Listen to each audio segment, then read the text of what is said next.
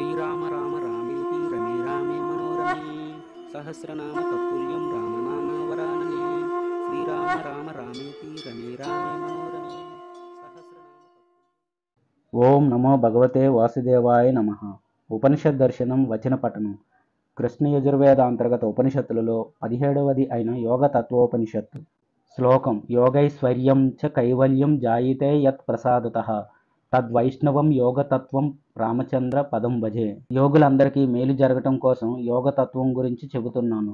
దీని గురించి విన్నా, దీన్ని పఠించినా సకల పాపాలు తొలగిపోతాయి. పురుషోత్తముడైన శ్రీహరి మహాయోగి అయిన ఈ సమస్త భూతాలకి ఆశ్రయుడిగా, మహాతపస్సంపన్నుడిగా, తత్వమార్గాన్ని దర్శింపజేసే ఓ దీపంలాగా దివ్యంగా ప్రకాశిస్తున్నాడు. జగన్నాథుడైన ఆ శ్రీహరిని ఒకనాడు బ్రహ్మదేవుడు ఆరాధించి నమస్కరించి, ప్రభు, నాకు అష్టాంగ యోగ తత్వం గురించి ప్రబోధించండి అని అడిగాడు. అప్పుడు శ్రీహరి బ్రహ్మను చూసి, నీవు అడిగిన తత్వం గురించి చెబుతున్నా విను అని ఇలా చెప్పటం ప్రారంభించాడు. లోకంలో ఉన్న జీవులందరూ సుఖ సంతోషాలతో మాయతో ఆవరించబడి ఉన్నారు. అలాంటి జీవులందరికీ మాయ తొలగి మోక్షం లభించే మార్గం గురించి చెబుతున్నా. మానవుల జననం, మరణం, ముసలితనం, వ్యాధి వీటిని నశింపజేసేది, మరణరహితమైనది, ఎన్నో రకాల భక్తి లాంటి మార్గాల ద్వారా పొందదగినది అయిన కైవల్యం అనేది పరమపదంగా చెప్పబడింది.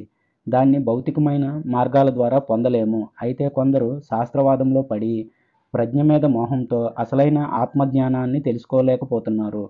మోక్షం అనేది అనిర్వచనీయమైనది. దాన్ని వివరించటం దేవతలకు కూడా సాధ్యం కాదు. తన ఆత్మ ప్రకాశ రూపాన్ని శాస్త్రం ద్వారా చూపించటం ఎలా సాధ్యం? నిష్కలమై, నిరామయమై, శాంతమై, సర్వాతీతమై, నిరామయమైన ఆ బ్రహ్మయే పుణ్యపాప ఫలాలతో కలిసిన జీవుడి రూపంగా ఉంది. అసలు పరమాత్మ రూపంగా నిత్యమై ఉండే ఆ ఆత్మ జీవుడిగా ఎలా అయ్యింది అంటే అన్ని విషయాల కన్నా వేరుగా ఉన్నది. జ్ఞానస్వరూపంతో నిరంజనమై ఉన్నది అయిన ఆ వస్తువు జలంలాగా ప్రకాశిస్తున్నది. ఆ వస్తువు నుంచే అహంకారం పుట్టింది. ఆ అహంకారం నుంచి పంచభూత సహితమైనది, సప్తధాతువులతో బంధించబడింది, త్రిగుణ స్వరూపమైనది, సుఖదుఖాలతో కూడి ఉన్నది అయిన జీవుడి రూపం ఏర్పడింది. అందుకే పండితులు పరమాత్మ నుంచే జీవుడు వచ్చాడని చెబుతారు. యోగి కావాలనుకునే జీవుడు కామం, క్రోధం, భయం, మోహం, లోభం, మదం, రజోగుణం, జన్మం, మరణం, కృపణత్వం, శోకం, సోమరితనం, ఆకలి దప్పులు లాంటి దోషాలను విడిచిపెట్టాలి. వీటితో పాటు తృష్ణ, లజ్జ, భయం, దుఃఖం, విషాదం, హర్షం లాంటి దోషాలను కూడా విడిచిపెట్టినట్లయితే అలాంటి జీవుడిని పరమాత్మ అంటారు. జీవుడు పరమాత్మ అవటం కోసం తనలోని దోషాలను తొలగించుకోవాలి. ఈ దోషాల నివారణ కోసం నీకు ఉపాయాలు చెబుతున్నాను. యోగం లేదా జ్ఞానం, ఇవి రెండూ నిశ్చయంగా మోక్షాన్ని ఎలా ఇస్తాయి? యోగం కూడా జ్ఞానం లేకపోతే మోక్షాన్ని ఇవ్వలేదు. కనుక యోగాన్ని, జ్ఞానాన్ని మోక్షం కోరుకునేవాడు దృఢంగా అభ్యసించాలి. వాటిని బాగా సాధన చేయాలి. అజ్ఞానం వల్లనే జీవుడికి సంసారం అనేది ఏర్పడుతుంది. జ్ఞానం పొందిన జీవుడు మాత్రమే మోక్షాన్ని పొందుతాడు. కనుక ప్రతి జీవి ముందుగా జ్ఞానాన్ని సంపాదించాలి.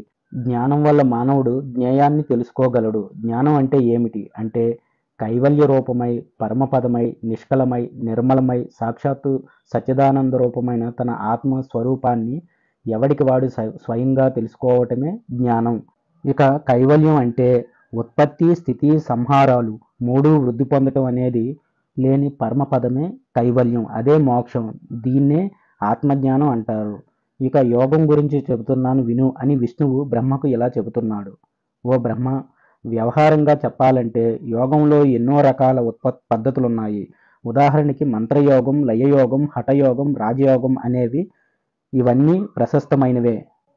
అన్ని రకాల యోగాలకి 1 ఆరంభం, 2 ఘటం, 3 పరిచయం, 4 నివృత్తి అనే అవస్థలున్నాయి. ఇక వీటి లక్షణాల గురించి చెబుతున్నాను విను. 1 మంత్రయోగం.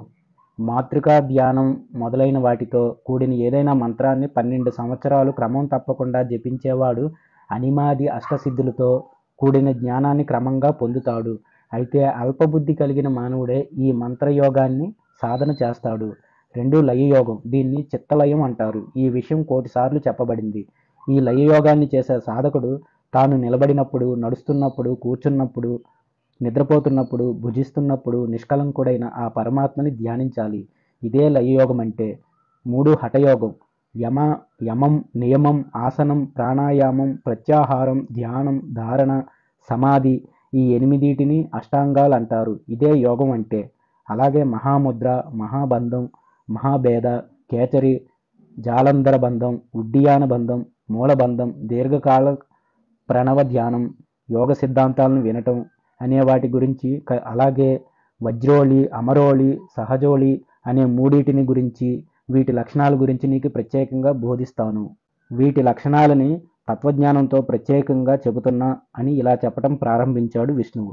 1 యమం, ఇందులో మితంగా ఆహారాన్ని భుజించటం ప్రధానం. 2 నియమం, ఇందులో అహింస ముఖ్యంగా పాటించాలి. 3 ఆసనం, వీటిలో సిద్ధాసనం, పద్మాసనం, సింహాసనం, భద్రాసనం అనే ఈ 4 ప్రధానమైనవి. వీటిని సాధన చేసే ప్రారంభ దశలో సాధకుడికి కొన్ని విఘ్నాలు కలుగుతాయి. అవి సోమరితనం, తనని తాను పొగుడుకోవటం, దుష్టజనులతో సావాసం, మంత్ర సాధన, బంగారం తయారు చేయాలనే కాంక్ష, స్త్రీ లోలత్వం అనేవి. ఇవన్నీ ఎండమావుల్లాంటివని తెలుసుకుని జ్ఞాని అయినవాడు విడిచిపెట్టాలి. ఎంతో అందమైనది, చిన్న ద్వారం కలిగినది, రంధ్రాలు లేనిది, గోమయంతో చక్కగా అలికినది, నల్లులు, దోమలు, సాలిపురుగులు లేనిది, ప్రతిరోజు పరిశుభ్రంగా ఉంచేది, మంచి సాంబ్రాణితో పొగవేయబడింది అయిన ఒక గదిని నిర్మించుకోవాలి. మరీ ఎక్కువ ఎత్తుగా, ఎత్తు తక్కువగా లేని దర్భాసనాన్ని నేలపై వేసుకుని దాని మీద కృష్ణాజనాన్ని, దాని మీద మంచి వస్త్రాన్ని వేసుకోవాలి. ఇలాంటి చక్కని ఆసనం మీద బుద్ధిమంతుడైన యోగి ముందుగా పద్మాసనంలో కూర్చొని తన సాధన ప్రారంభించాలి. ఎలాగంటే శరీరాన్ని నిటారుగా ఉంచి తన ఇష్టదేవతకు నమస్కరించాలి. తరువాత కుడి చేతి బొటన వేలుతో పింగళ నాడిని అనగా ముక్కు రంధ్రాన్ని మూసి, ఎడానాడితో అనగా ఎడమ ముక్కు రంధ్రంతో మెల్లగా గాలిని లోపలికి పీల్చాలి. తరువాత అలా పీల్చిన గాలిని శక్తి కొద్దీ లోపల కుంభించాలి. ఆ తరువాత నిదానంగా లోపలున్న గాలిని కుడిముక్కు రంధ్రం అనగా పింగళ ద్వారా బయటికి విడిచిపెట్టాలి. ఆ తరువాత పింగళ నాడితో అనగా కుడిముక్కు గాలి పీల్చి పొట్టని పూరించాలి. తర్వాత ఆలస్యం చేయకుండా మోకాలిని ప్రదక్షిణం చేసి ఒక చిటికె కాలం అనగా ఒక మాత్ర అనగా ఎడమ ముక్కు నాడితో గాలిని 16 మాత్రల కాలం పూరించి దాన్ని 64 మాత్రల కాలం కుంభకంలో ఉంచాలి. అలా కుంభించిన వాయువుని తిరిగి పింగళ నాడి అనగా ముక్కుతో 32 మాత్రల సమయంతో విడిచిపెట్టాలి. ఆ తరువాత తిరిగి 32 మాత్రల కాలం చాలా జాగ్రత్తగా పింగళ అనగా కుడిముక్కు నాడితో పూర్వంలాగా గాలిని పూరించాలి. ఈ విధంగా యోగ సాధకుడు ప్రతిరోజు ఉదయం, మధ్యాహ్నం, సాయంత్రం, రాత్రి ఈ 4 కాలాలలో మెల్లగా 80 సార్లు కుంభకాన్ని సాధన చేయాలి. ప్రతిరోజు ఇలా 4 సార్లు చొప్పున వరుసగా 3 నెలలు అభ్యాసం చేస్తే అతడికి నాడీ శుద్ధి జరుగుతుంది. ఆ విధంగా నాడీ శుద్ధి జరిగిన తరువాత సాధకుడికి తన శరీరం మీద కలిగే బాహ్య చిహ్నాలు ఎలా ఉంటాయో చెబుతున్నా విను. సాధకుడి శరీరం చాలా తేలికగా ఉంటుంది, కొంత కాంతివంతం అవుతుంది, బాగా ఆకలి వేస్తుంది, శరీరం క్షీణిస్తుంది. యోగ సాధన చేసేవాళ్ళు యోగ విఘ్నాన్ని కలిగించే ఆహార పదార్థాలు తినకూడదు. ఉప్పు, ఆవాలు, చింతపండు, వేడి చేసే పదార్థాలు, కారం, బాగా వేడిగా ఉండే పదార్థాలు, ఆకుకూరలు, ఇంగువ, తెల్ల ఉల్లి వీటిని బాగా తగ్గించి తినాలి. నిప్పుతో చేసే పనులు, స్త్రీ సంపర్కం విడిచిపెట్టాలి. తెల్లవారగానే స్నానం చేయటం, ఉపవాసం ఉండటం లాంటివి చేయకూడదు. యోగ సాధన చేసే సమయంలో సాధకుడు పాలు, నెయ్యితో చేసి నెయ్యి వీటితో కలిపిన భోజనం చేయటం మంచిది. వీటితో పాటు గోధుమలు, పెసలు, మంచి వరి అన్నం స్వీకరిస్తే యోగసిద్ధి కలుగుతుంది. సాధకుడికి యోగసిద్ధి కలిగిన తరువాత ఇష్టానుసారంగా వాయువుని ధారణ చేయగలిగే సామర్థ్యం లభిస్తుంది. ఇలా వాయుధారణ చేస్తూ ఉంటే కొంతకాలానికి అతడికి కేవలం కుంభకం సిద్ధిస్తుంది. ఇలా రేచక పూరకాలు లేకుండా కేవలం కుంభకం సిద్ధించిన వాడికి ముల్లోకాలలో కావలసింది ఏదీ ఉండదు. సాధకుడు యోగ సాధన చేసే సమయంలో బాగా చెమట పడుతుంది. అలా పట్టిన చెమటని బయటికి పోనీయకుండా తన వంటికే తుడుచుకోవాలి. ఆ విధంగా సాధకుడు వాయుధారణ చేయటం వల్ల ఆసనం మీద కూర్చున్న యోగికి చిన్న కదలిక అనగా వణుకు పుడుతుంది.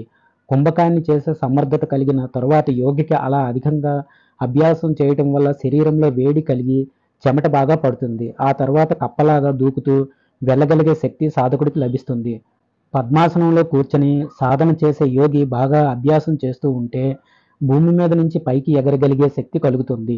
ఈ శక్తి వచ్చిన తర్వాత ఆ సాధకుడికి మానవాతీత కార్యాలు చేయగలిగే సామర్థ్యం వస్తుంది.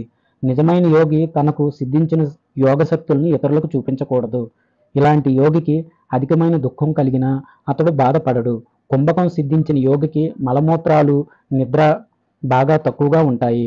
అతడికి చెవిలో గులిమి, కంటికి పుసి, చొల్లు, దుర్వాసన అనేవి ఉండవు. క్రమంగా అభ్యాసం చేస్తూ ఉంటే శారీరక బలం కలిగి భూచర సిద్ధి అనగా భూమి మీద తిరిగే జంతువులన్నిటిని జయించగలిగే శక్తి లభిస్తుంది. మహాబలవంతమైన పులి, సింహం, ఏనుగు, ఖడ్గమృగం లాంటి వాటిని ఈ యోగి తన చేత్తో ఒక్కసారి కొడితే చాలు, అవి మరణిస్తాయి. కుంభకం సిద్ధించిన యోగి మన్మధుడిలా సౌందర్యవంతుడవుతాడు. ఎంతోమంది స్త్రీలు అతన్ని చూసి మోహిస్తారు. ఆ సమయంలో యోగి చాలా జాగ్రత్తగా ఉండాలి. మోహంతో వారితో సంభోగిస్తే అతడికి శుక్లం నష్టమవుతుంది. కనుక స్త్రీ సాంగత్యాన్ని వర్జించాలి.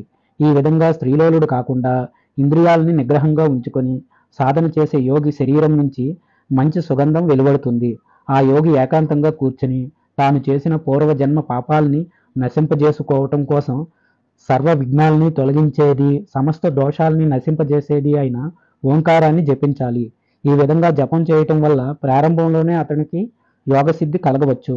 ఆ తరువాత అధికంగా ఓంకారాన్ని జపించడం ద్వారా అతడికి ఘటావస్థ ఏర్పడుతుంది. దీన్ని ఎలా గ్రహించాలంటే ప్రాణం, అపానం, బుద్ధి, మనసు, జీవాత్మ, పరమాత్మ వీటికి అన్యోన్యం విరోధం లేని విధంగా ఐక్యం ఎప్పుడు జరుగుతుందో అప్పుడు ఘటావస్థ ఏర్పడిందని గ్రహించాలి.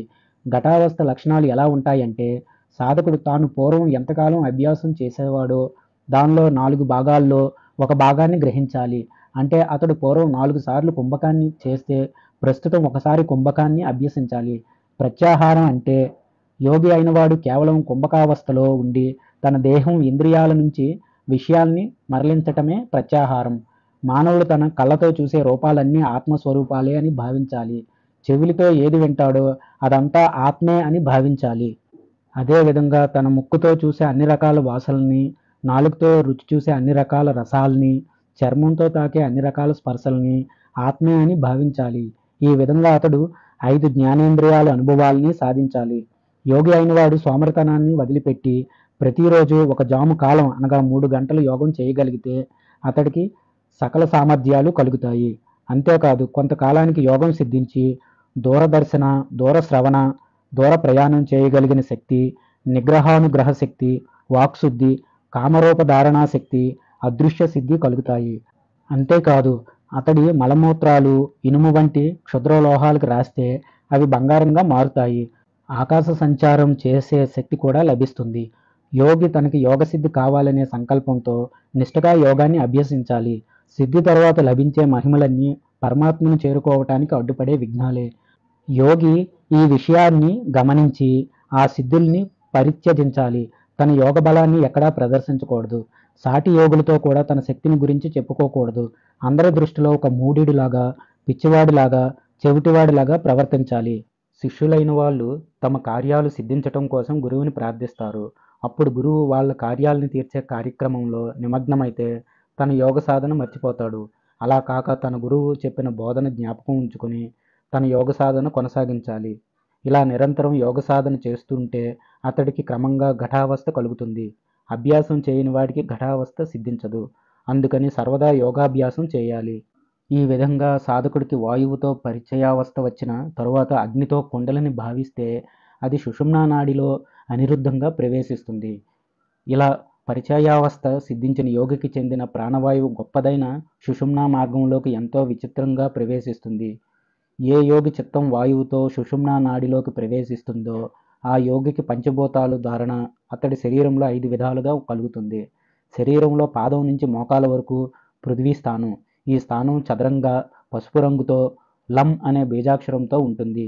ఈ పృథ్వీ స్థానంలో వాయువుని చేర్చి ల కారం పైన 4 భుజాలు, 4 ముఖాలు కలిగినవాడు బంగారు రంగుతో ప్రవేశించేవాడు అయిన బ్రహ్మదేవుడిని 5 ఘడియలు ధారణ చేసి ధ్యానించాలి. అలా చేస్తే అతడికి భూమిని జయించే శక్తి లభిస్తుంది. ఇలాంటి యోగికి భూమి కారణంగా మరణం సంభవించదు. శరీరంలో మోకాలు నుంచి గుదం వరకు ఉన్న ప్రదేశాన్ని జలస్థానం అంటారు.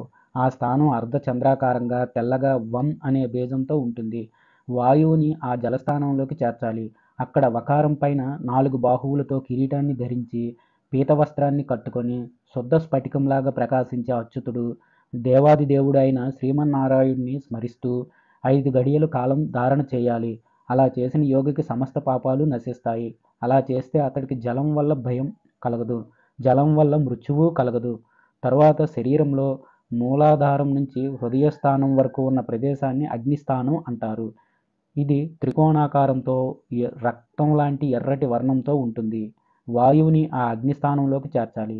అక్కడ రకారం పైన త్రినేత్రుడు, భక్తవరదుడు, బాలసూర్యుడి కాంతితో సమానమైన వర్ణంతో ప్రకాశించేవాడు, భస్మోద్ధూళిత సర్వాంగుడు, ప్రసన్నుడు అయిన రుద్రుడిని 5 ఘడియలు ధ్యానించి ధారణ చేయాలి. అలా చేసినవాడు అగ్నిచేత దహించబడడు. అగ్నికుండంలోకి దూకినా అతడిని అగ్ని ఏమీ చెయ్యదు. శరీరంలో హృదయ భాగం నుంచి భ్రూమధ్య భాగం వరకు వాయుస్థానం అని చెప్పబడుతుంది. ఇది 6 కోణాలతో కృష్ణవర్ణంతో యం అనే బీజాక్షరంతో తేజోవంతంగా ఉంటుంది. వాయువుని ఆ వాయుస్థానంలోకి చేర్చాలి. అక్కడ యకారం పైన సర్వజ్ఞుడు, సర్వవ్యాపి అయిన ఈశ్వరుడిని ధ్యానం చేసి 5 ఘడియలు ధారణ చేయాలి. అలా చేసిన వాడికి వాయువు అనుగ్రహంతో గాలిలో సంచారం చేసే శక్తి లభిస్తుంది. ఇలాంటి యోగికి వాయువు వల్ల భయం ఉండదు. వాయువు ద్వారా మృత్యువు సంభవించదు. శరీరంలో భ్రూమధ్య భాగం నుంచి సహస్రారం వరకు ఉండే స్థానాన్ని ఆకాశ స్థానం అంటారు. ఇది వర్తులాకారంగా ధూమ్రవర్ణంతో ఉంటుంది. హం అనే బీజాక్షరంతో ప్రకాశిస్తూ ఉంటుంది. వాయువును ఆకాశంలోకి చేర్చి అక్కడ హకారం మీద ప్రకాశించే బిందురూపుడు, మహాదేవుడు, గగన సంకాసుడు, సదాశివుడు, శుద్ధ స్ఫటికంలాగా వెలుగొందేవాడు, చంద్రరేఖను శిరోభూషణంగా ధరించినవాడు, 5 ముఖాలు కలిగిన సుప్రసన్నుడు, 10 చేతులతో వైభవంగా ఉన్నవాడు, త్రినేత్రుడు, అన్ని రకాల ఆయుధాలని ధరించినవాడు, సమస్త భూషణాలని ధరించినవాడు, అర్ధనారీశ్వరుడు, వరదుడు, సమస్త కారణాలకి కారణమైనవాడు అయిన ఈశ్వరుడిని ధ్యానం చేయాలి. ఆ విధంగా ధ్యానించిన ఈశ్వరుడిని ఆ ఆకాశంలో 5 గడియల కాలం ధారణ చేస్తే ఆ యోగికి ఆకాశంలో సంచరించే శక్తి కలుగుతుంది. ఆ యోగి లోకంలో ఏ ప్రదేశానికైనా సునాయాసంగా వెళ్ళగలడు. ఈ విధంగా యోగ సాధకుడు బుద్ధిమంతుడై పంచభూతాల ధ్యానాన్ని చేయాలి. అలా చేస్తే అతడి శరీరం దృఢంగా ఉంటుంది. అతడిని మృత్యువు సమీపించదు. బ్రహ్మ ప్రళయంలో కూడా అలాంటి యోగి మరణించడు. వాయువుని ఆకాశంలోకి ధారణ చేసి తన ఇష్టదేవతని ధ్యానం చేయటాన్ని సుగుణారాధన అంటారు. ఈ సుగుణారాధన వల్ల యోగికి అణిమాది అష్టసిద్ధులు లభిస్తాయి. అవి 1 అణిమ, 2 మహిమ, 3 గరిమ, 4 లఘిమ, 5 ప్రాప్తి, 6 ప్రాకామ్యం, 7 ఈసత్వం, 8 వసత్వం. ఇలా సుగుణ ధ్యానం సిద్ధించిన తర్వాత నిర్గుణ ధ్యానాన్ని చేయటం అభ్యసిస్తే ఆ యోగికి సమాధి స్థితి ఏర్పడుతుంది. ఇలా చేసే యోగి 12 రోజుల్లో సమాధి స్థితిని పొందుతాడు. ఆ విధంగా ప్రాణవాయువుని నిరోధించిన యోగి జీవన్ముక్తుడవుతున్నాడు. ఇక సమాధి అంటే జీవాత్మ పరమాత్మల ఐక్యమే. యోగికి తన శరీరం వదిలిపెట్టాలి. పరబ్రహ్మలో లయమైపోయినప్పటికీ ఆ యోగికి ఉత్క్రాంతి కలగదు. అన్ని లోకాల్లో అతడు సంచరించగలడు. ఈ యోగి మానవుడే అయినప్పటికీ తన ఇచ్చ ప్రకారం యక్షుడిగా కూడా మారగలడు. సింహం, పులి, ఏనుగు, గుర్రం వీటి రూపాల్ని ఆ యోగి తన ఇష్టానుసారం ధరించగలడు. తాను కావాలనుకుంటే పరమేశ్వరుడిగా మారవచ్చు. యోగాభ్యాసాలలో ఎన్నో రకాల భేదాలు ఉన్నాయి కానీ వాటి ఫలితాలలో మాత్రం ఎలాంటి భేదాలు లేవు. సాధకుడు తన ఎడమకాలి మడమని లింగస్థానంలో ఉంచాలి. తన కుడికాలి మడమని లింగస్థానంలో ఉంచాలి. తన కుడికాలిని చాచి దాన్ని 2 చేతులతో గట్టిగా పట్టుకోవాలి. నెమ్మదిగా తన గడ్డాన్ని వక్షస్థలం మీదకు ఉంచాలి. తర్వాత గాలిని నిండుగా పీల్చాలి. పీల్చిన గాలిని శక్తి కొద్దీ కుంభించి తిరిగి దాన్ని రేచనం చేయాలి, అనగా విడవాలి. ఇలా మొదట ఎడమవైపు చేసి తరువాత కుడివైపు నుంచి కూడా అభ్యాసం చేయాలి. చాచబడ్డ పాదాన్ని తొడ మీద ఉంచాలి. దీన్నే మహాబంధం అంటారు. ఇలా కుడి ఎడమల 2 వైపులా అభ్యాసం చేయాలి. ఇలా మహాబంధంలో ఉన్న యోగి స్థిరమైన మనస్సుతో పూరకాన్ని చేసి వాయువుని చలించనీయకుండా కంఠముద్రతో 2 ముక్కుల నుంచి వాయువును గ్రహించగలిగితే వేగంగా ఆ గాలిని కుంభకం చేయగలుగుతాడు. దీన్నే మహావేద అంటారు. నిజమైన యోగులు ఈ బంధాన్ని నిరంతరం సాధన చేస్తూ ఉంటారు. కపాల రంధ్రం అనగా అంగిలిలోని బెజ్జంలో నాలుక కొసని ఉంచాలి. తన దృష్టిని మాత్రం భ్రూమధ్యంలో నిలపాలి. దీన్నే కేచరీ ముద్ర అంటారు. కంఠాన్ని హృదయం మీదకి వంచి ఉంచటాన్ని జాలంధ్ర బంధం అంటారు. ఇది మృత్యువనే ఏనుగుని సంహరించే సింహం లాంటిది. అనగా ఈ ముద్రని అభ్యసించటం వల్ల దీర్ఘకాలం జీవించవచ్చు. ఇక సుషుమ్నా నాడిలో బంధించబడ్డ ప్రాణాన్ని శక్తి కొద్దీ పైకి ఎత్తటాన్ని ఉడ్యాన బంధం అంటారు. కాలి మడమతో యోని భాగాన్ని బాగా అదిమి ఆపానాన్ని పైకి ఎత్తటాన్ని యోని బంధం అంటారు. ప్రాణాపానాలు నాదబిందువులు మూలబంధం ద్వారా ఒక్కటిగా చేర్చబడి యోగికి యోగసిద్ధినిస్తాయి. విపరీత కరణీ ముద్రని అభ్యసిస్తే సమస్త వ్యాధులు నశిస్తాయి. దీన్ని నిత్యం అభ్యసించే యోగికి జఠరాగ్ని వృద్ధి చెందుతుంది. ఈ ముద్రని అభ్యసించే వాడికి ఎక్కువ ఆహారం కావాలి. అతడు ఆహారాన్ని తక్కువ తింటే జఠరాగ్ని అతడి శరీరాన్ని దహించేస్తుంది. తొలి రోజుల్లో ఒక్క క్షణం సేపు మాత్రమే తలక్రిందుగా కాళ్ళు పైకి ఉంచి విపరీత కరణీ ముద్రని సాధన చేయాలి. ఇలా రోజు ఒక్కొక్క విపరీత కరణీ ముద్రని వరుసగా 3 నెలలు సాధన చేసిన వ్యక్తికి వార్ధక్యం తొలగిపోయి శరీరానికి మంచి యవ్వనం కలుగుతుంది. దీన్ని కనుక ప్రతిరోజు ఒక జాము కాలం అనగా 3 గంటల అభ్యాసం చేయగలిగితే ఆ యోగి కాలాన్ని జయించగలుగుతాడు. వజ్రోళి ముద్రను అభ్యసించే యోగి సకల సిద్ధుల్ని పొందుతాడు. వజ్రోళి సిద్ధి పొందిన వాడికి భూత భవిష్యత్తులు తెలుసుకునే సామర్థ్యం లభిస్తుంది. ప్రతిరోజు అమృతపానం చేసి ఆ అమృతాన్నే నశ్యంగా చేసుకుని వజ్రోళి ముద్రని అభ్యసించాలి. ఇలా చేయటాన్ని అమరోళి అని కూడా అంటారు. అమరోళి అభ్యాసం వల్ల రాజయోగం సిద్ధిస్తుంది. మరో విధంగా ఇది సిద్ధించదు. ఇక్కడ అమరీ అంటే యోగామృతం అని అర్థం. ఎప్పుడైతే రాజయోగం వల్ల యోగులకి అన్ని కార్యాలు సిద్ధిస్తున్నాయో అప్పుడే వారికి వివేకం, వైరాగ్యం కలుగుతాయి.